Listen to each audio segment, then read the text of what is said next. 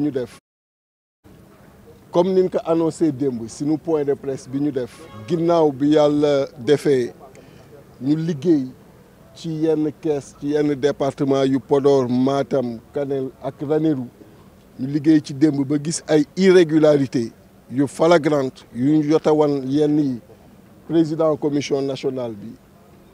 démb ci point de presse ñu dellu si avec précision ginnaaw loolu dañu waxoon tamit ni tey bu ñu ñëwee daanu demander commission bi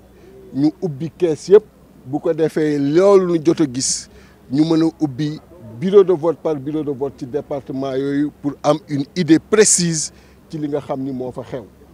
loolu nag damay fàttali ni du lu ñuy jox comme faveur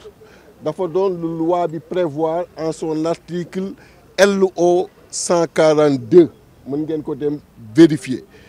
loi bi dafa wax ni ci liggéeyu commission bi jamono ju ne document yi ñuy liggéeyee yëpp mën nañ ko ubbi saytu ko xool ko càmbar ko lu ci nekk ñu mën ci def suñu ay observation noonu la ko loi bi waxee loolu dem leen ngeen lire ko donc moo tax ñu ni tey comme proclamation résultat yi mën na dem ba suba minuit amul lu war a yóbbee commission bi pour mu précipiter proclamation yi tey nanu jox temps ñu mën a ubbi kees yi benn par benn jouir de ce droit là pour mën a xam lan moo xew foofu parce que yéen ñëpp gis ngeen ni score ya fa génn doy na waar alors que ku nekk xam na chaque coalition la mu fay représenté et li ci doy waar mooy bi ñu defee démb contrôle yi ëpp ci bureau yi nga xam ni suñu ay mandataire dañ fa nekk ñoom seeni mandataire ñu signé am na sax ay bureau yi nga xam ne dañ ko gagné yeneen yi écart yi demeewul noonu donc bi ñu ñëwee ñu wax loolu commission bi wax ko président bi ni ko tey danoo bëgg nga may ñu ubbi kees yëpp ginnaaw démb bi ñu ubbee quelque def échantillonnage gis nañu ay irrégularité may ñu comme ni ko loi bi waxee ñu ubbi kees yëpp xam nga loolu warul woon am débat mais rapidement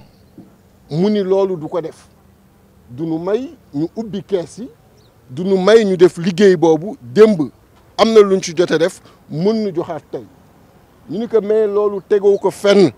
parce que lu loi bi wax la et lan moo leen war a yóbbu tey ngeen convoqué la presse à 17h pour joxe ay résultats provisoires alors que am ngeen ba suba minuit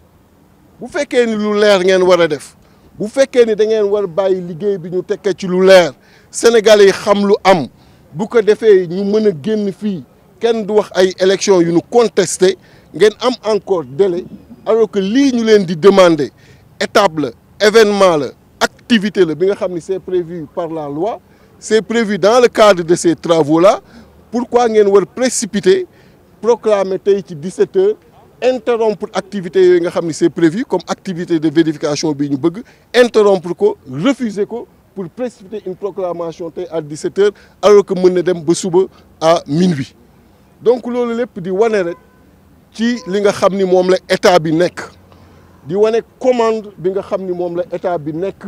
pour mën a rapprocher wu de la majorité parce que quel que soit alpha du am 83 députés même ñoom seen chiffres yi ñu génne pour jëm direction boobu joxu leen 83 mais tey mënuñu confisquer le suffrage des Sénégalais mënuñu utiliser la commission nationale pour confisquer le suffrage des Sénégalais tey kenn mënul comprendre ci Sénégal li nga xam ni loi moo ko permettre ñii war a tey jii nii encadrer loolu permettre à l'opposition permettre à toutes les coalitions ci loi bi wax ñu mën ko def kenn mënul comprendre ñuy ñëw di violer cette loi donc loolu mooy li fi am pour vous dire que tant que joxuñ ñu def loolu war précipiter résultat yi à 17h xam leen ni luñ fa génne engagé wuñ luñ fa génne engagé wul coalition bi parce que droit wu ubbi kees yi xool kees yi droit boobu loi bi moo ñu ko jox te tey jii nii refusé nañu ko. na ko Sénégalais yi xam raison yi mooy démb def nañu loolu tey jii nii mënuñu mayaat ñu def loolu alors que ñoom doonoo war publier ñu xamal leen ni démb ubbi nañu moo tax ñu xam ni doonoo war a gën a ubbi en plus nee na ñun doonoo war indi suñuy PV am nañ ko mais li am solo ci vérification mooy ñoom PV yi ñuy sukkandiku pour publier ay résultats PV yooyu ngay dem vérifier ji parce que ñun du suñuy PV ñoom la ñuy jël di totaliser seen PV yi ñu yor ñoom entre leurs mains yooyu la ñuy totaliser pour publier donc booy vérifier lan ngay vérifier base bi nga xam ni moom la ñuy sukkandiku pour publier base boobu ngay vérifier donc man li ma ëppal njariñ mooy li nekk ci kees gi ñoom ñu xam ko te ñun xamuñu ko loolu moo ñu amal njariñ est-ce que loolu nekk ci kees googu dëgg la wala du dëgg baax na wala baaxul kuy vérifier foofu nga jëm donc man li ma yor amul ma njariñ trop li ma amal njariñ mooy kees yooyu ñu tëj lan moo fa ne et à partir de quoi la ñu totaliser est-ce que baax na moo tax ñun leen ubbi leen kees yooyu est-ce que loolu am na waroon na am débat donc kees yooyu la ñu bañ a ubbi la ñu bañ ñu càmbar ko bureau par bureau alors que loi bi encore une fois parce que lépp lu ñuy wax nañ ko teg ci yoon dem leen ngeen xool article L 0142 alinéa bu mujj loi bi daf ñu jox la possibilité tant que travaux yi jeexul ñu mën a consulter documents yi fa nekk yëpp kon tey jii nii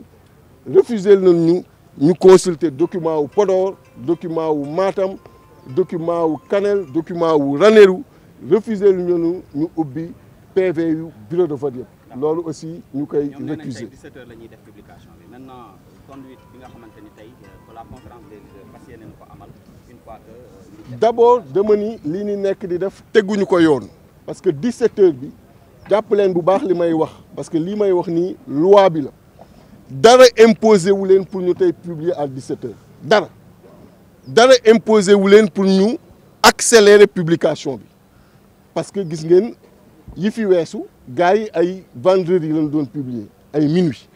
wala un peu avant minuit donc dara obligé wu leen ñuy précipiter pourquoi duñu jox le délai qu'il faut coalition bi ko demandé muy coalition Yewwi Askan Wi ñu ubbi kees yooyu d'autant plus que démb bi ñu defee exercice bi gis nañ ci ay irrégularité gis nañ ay bureau de vote yi nga xam ni kenn signé wul président bureau de vote bi signé wul